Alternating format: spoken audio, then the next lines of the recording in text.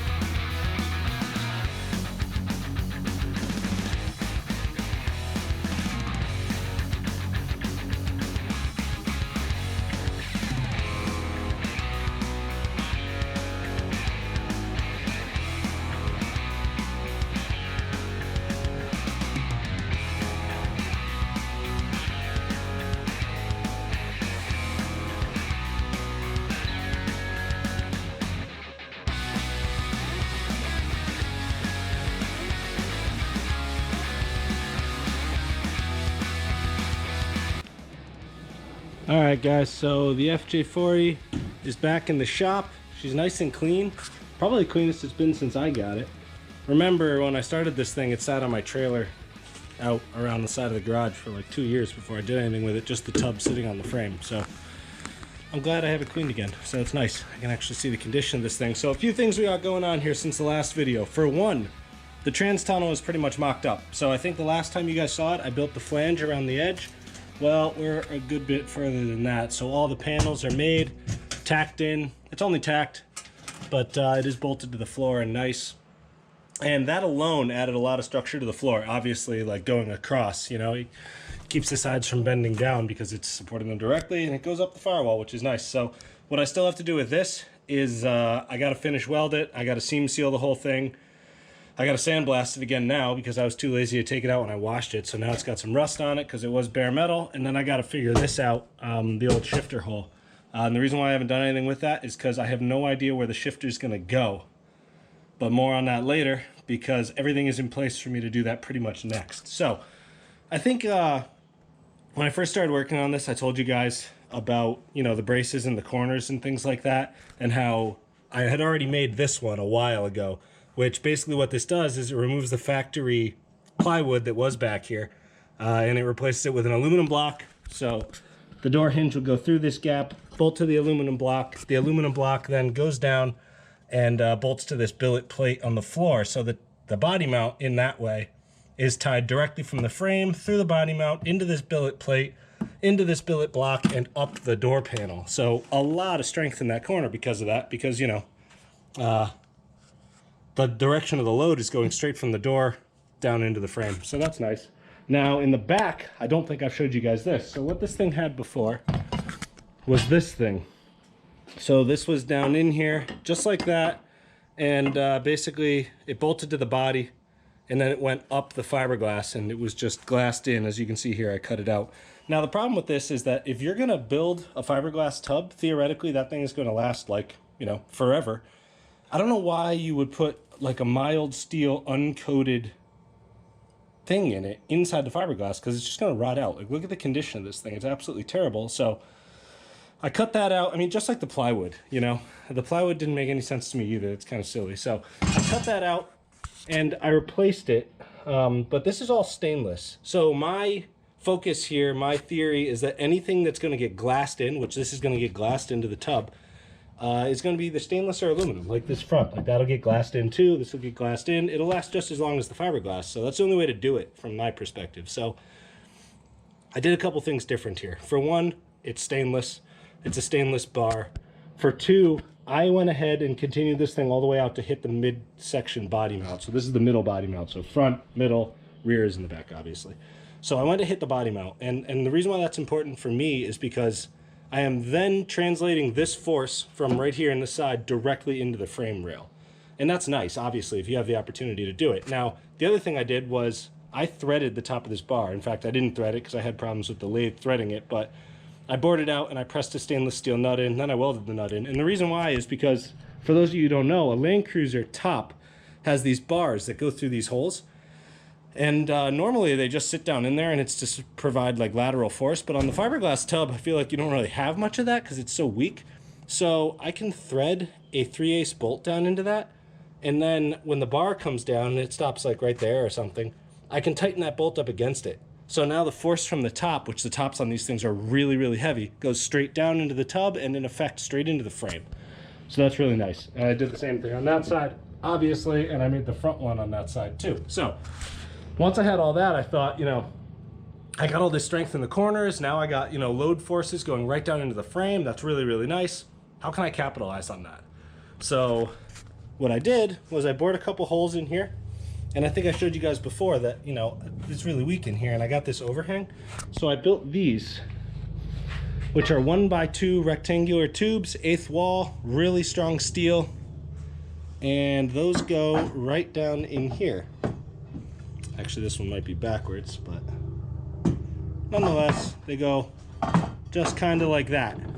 So now, in effect, I have a bar coming straight across the rocker that bolts to the frame and to the frame through these plates, but nonetheless there's structure all the way down into the frame, which is really nice for the tub.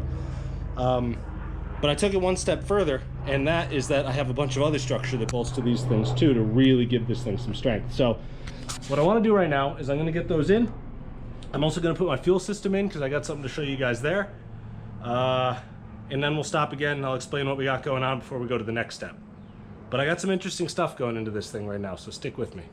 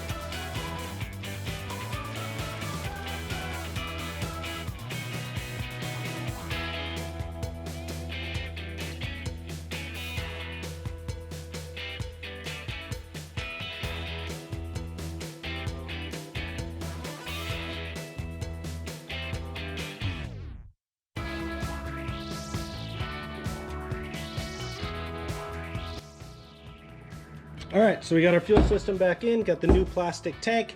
I got my feed and return lines on bulkheads that go through the floor, so that's done right. And I made some aluminum fuel tank straps to hold this thing in, so it's all nice and secure and everything, so that worked out perfect. We got our crossbars down in here, and you can see now they kind of hide, you know, right along the rocker panel, so they're kind of nice. I mean, they're out of the way, so that worked out really well. I got that one in. Everything is right in the world. So now, once I got this done, I started looking at the floor, and I realized that it's still, you know, it's pretty weak. And right up here where your feet go, they have like 1/2-inch plywood inside the glass, so it's pretty thick there. But right in the middle where the seat goes, it's really not. And you can see originally they had the bolt holes in here. And I don't think I would want to bolt the seat to that. So I started thinking about how I wanted to do that. And I came up with a 2-piece design for the seats here that looks something like this. So this is essentially an entire backbone for the floor and also functions as the seat mount. So what it does is it goes into this bar here, which has load paths right down to the frame rails, with 4 3/8 bolts through these flanges right there. And then this is 2-inch by 3/8 solid bar.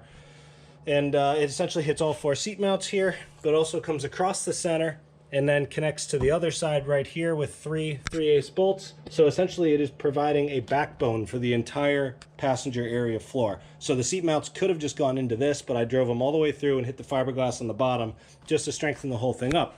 So the other side looks like this. So it does the exact same thing, except it hits this plate on the top, or this bar on the top. So it's got 4 3/8 also, comes up and over the gas tank, and it's super, super low profile. Obviously the lines run right under it. And then it comes around the corner and, you know, bolts together right there like I showed you guys. So that adds a lot of strength to this passenger area and makes it actually reasonably safe for the seats. So that's about it, but there is one more thing. Seats.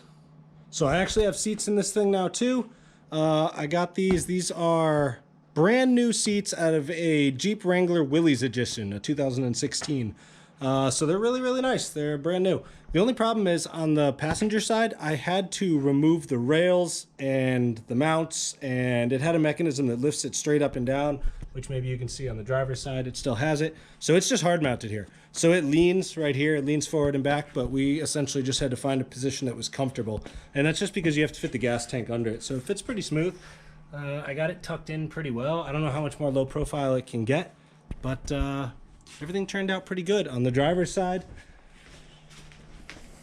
we have about the same situation, except like I said, this side has the sliders and everything in it still, and it also goes up and down, which is important because, you know, I'm 6'2" and my wife is 5'2", so we got to come up with that difference so we can both be comfortable. So we found a spot on the passenger side where we're both comfortable and just hard mounted the thing.